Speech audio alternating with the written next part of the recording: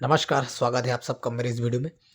तो इस वीडियो में हम बात करेंगे 2026 और सत्र की। अगर बात करें तो 2025 और 26 अर्थात 2025-26 सत्र का क्वेश्चन पेपर। और विषय लेंगे जूलॉजी अर्थात प्राणी शास्त्र और केमिस्ट्री रसायन शास्त्र। दो विषय की हम बात करेंगे। और ये जो क्वेश्चन पेपर है रायगढ़ यूनिवर्सिटी का क्वेश्चन पेपर है। अभी जो एग्ज़ाम हुआ दिसंबर और जनवरी के शुरू में जो एग्ज़ाम हो रहा है उसका क्वेश्चन पेपर है। तो अगर आप दूसरे यूनिवर्सिटी के हैं और आपका एग्ज़ाम नहीं हुआ तो आपके लिए बहुत इंपॉर्टेंट है। रीज़न है कि सभी यूनिवर्सिटी का सिलेबस एग्ज़ाम पैटर्न NEP 20 के तहत सेम ही है। तो इसलिए अगर आपका ये दोनों सब्जेक्ट या दोनों में से कोई सा भी एक सब्जेक्ट नहीं हुआ है तो वीडियो अंत तक ज़रूर देखें कि इस तरह के क्वेश्चन पूछ रहे हैं, किस तरह क्वेश्चन आ रहे हैं, और अच्छे से तैयारी करें। आप कोई से भी यूनिवर्सिटी के हो, बहुत इंपॉर्टेंट है। और आपको बता दूं कि ये जो इम्पोर्टेंट क्वेश्चन मैं जो बताया था, जो ये जो क्वेश्चन पेपर आ रहे हैं, तो इससे पहले जो है इम्पोर्टेंट क्वेश्चन का वीडियो बनाए थे। तो जो आप प्ले लिस्ट में इस चैनल के प्ले लिस्ट में जाएंगे तो मिल जाएगा। BSc थर्ड सेमेस्टर करके important exam based important question करके उसका प्ले लिस्ट बना हुआ है।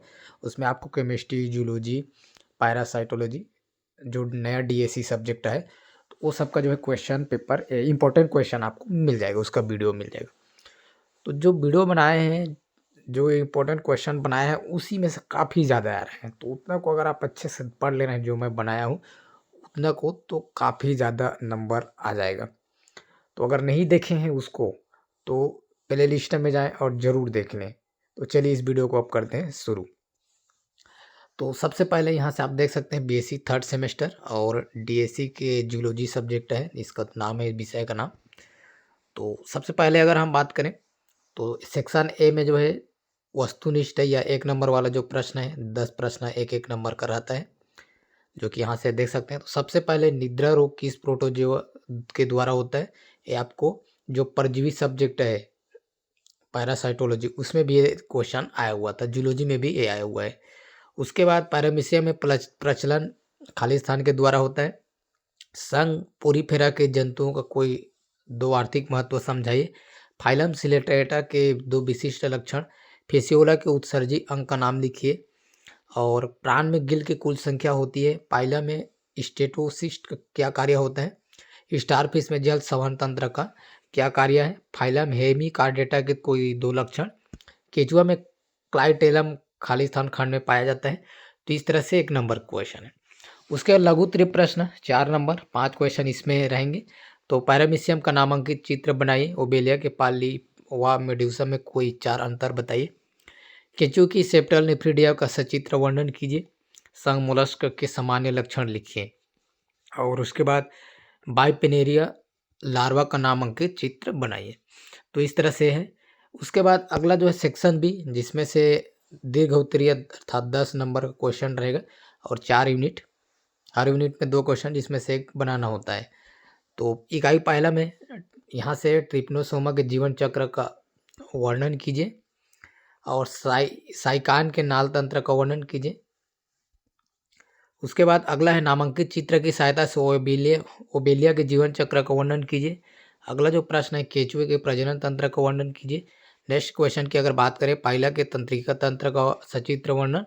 प्राण के संयुक्त नेत्र की संरचना व कार्य का वर्णन। और उसके बाद अगला जो है बेलेनो ग्लासेस की सजातीय पर लेख लिखिए और एस्टेरियास के जल संवहन तंत्र का सचित्र वर्णन कीजिए। तो इस तरह से जो है क्वेश्चन जो कि आया हुआ है। अगर आपके यूनिवर्सिटी में अभी एग्ज़ाम नहीं हो तो ये अच्छा क्वेश्चन देख सकते हैं और इसकी अच्छे से तैयारी कर सकते हैं।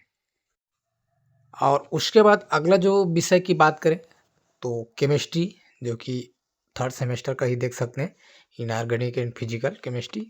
तो केमिस्ट्री यहाँ पर तो सबसे पहले यहाँ पर ऑब्जेक्टिव है निम्नलिखित वस्तुनिष्ठ प्रश्नों के उत्तर दीजिए। 1-1 नंबर के सभी 10 प्रश्न है। निम्न में कौन सा आयन रंगहीन है। तो ये कौन सा आयन रंगहीन है ऑप्शन है। तो हालांकि इसका आंसर जो है B है, Ti4+। और उसके पश्चात जो है अगला लेंथेनाइड में सबसे छोटा आकार होता है। ऑब्जेक्टिव में आया था 1-1 नंबर का। उसके बाद ये जो प्रश्न है देख सकते हैं ई तथा डेल जी में संबंध वाला। उसके पश्चात आक्सीकारक स्वयं, तो ये ऑप्शन है देख सकते हैं। और चतुष्फल के संरचना वाली स्पीच है, स्पीसीज है। और उसके बाद अगला Mn2CO10 में Mn का EAN मान ज्ञात कीजिए। डेल एच और डेल यू में संबंध, सही संबंध किया है इसको। और उसके पश्चात ऊष्मा क्षेपी तथा ऊष्मा शोषीय विक्रिया के लिए डेल एच का मान क्रमशः होगा। और नेक्स्ट कर बार तनुता बढ़ाने पर विशिष्ट चालकता क्या होगी। और उसके बाद गल्वेनिक सेल के कौथेट पर होता है। तो इस तरह से एक एक नंबर क्वेश्चन। अब यहाँ से जो है लघु उत्तरीय प्रश्न 4 नंबर का। और सबसे पहले अगर बात करें लेंथेनाइट संकुचन क्या है, इसके क्या परिणाम है, तो ये आपका जो इम्पोर्टेंट क्वेश्चन में इसको भी दिया गया था, जो कि आपको देखने को मिला है यहाँ पर। उसके बाद लैटिमर आरेख क्या है, तो इम्पोर्टेंट क्वेश्चन में था, लेकिन ऑक्सीजन उदाहरण को ना लेकर क्लोरीन का उदाहरण मैं उसमें बताया था। उसके बाद दिए गए संकुल आयन के चुंबक क्या गुण है, प्रश्न आया हुआ है। और ये जो है देख सकते हैं दोनों का। उसके बाद आदर्श गैस के समतापीय उत्क्रमणीय प्रसार में दिए गए अधिकतम कार्य की गणना कीजिए, निम्न पर टिप्पणी लिखिए। ये बार टिप्पणी के लिए आया हुआ था। उसके बाद अगला हम बात करें दीर्घोत्तरीय में जो प्रश्न है, संक्रमण तत्व क्या है, इसके प्रमुख गुण, ऑक्सीक्रम अवस्था, रंग, अनुचुंबक के गुण, आयन अनुभव को समझाना है, जो कि इसको मैं भी बताया था। संक्रमण तत्व एवं उसके गुण को समझाई करके उसमें से भी यहाँ पर आप देख सकते हैं।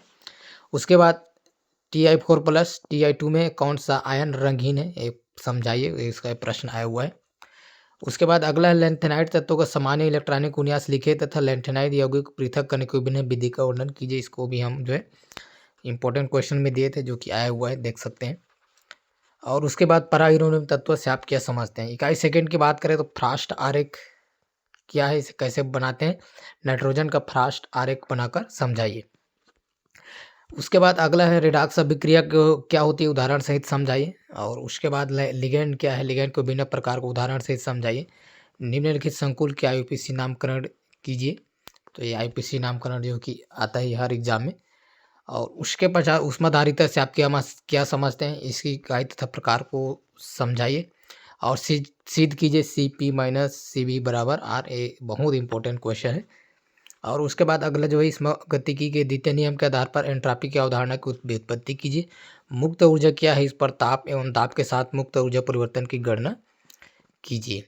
नेक्स्ट जो है निम्न के लिए सेल अभिक्रियाएं लिखिए। तो इसके लिए सेल अभिक्रिया लिखना था। और हाइड्रोजन इलेक्ट्रोड तथा कैल्मल इलेक्ट्रोड को सचित्र समझाइए।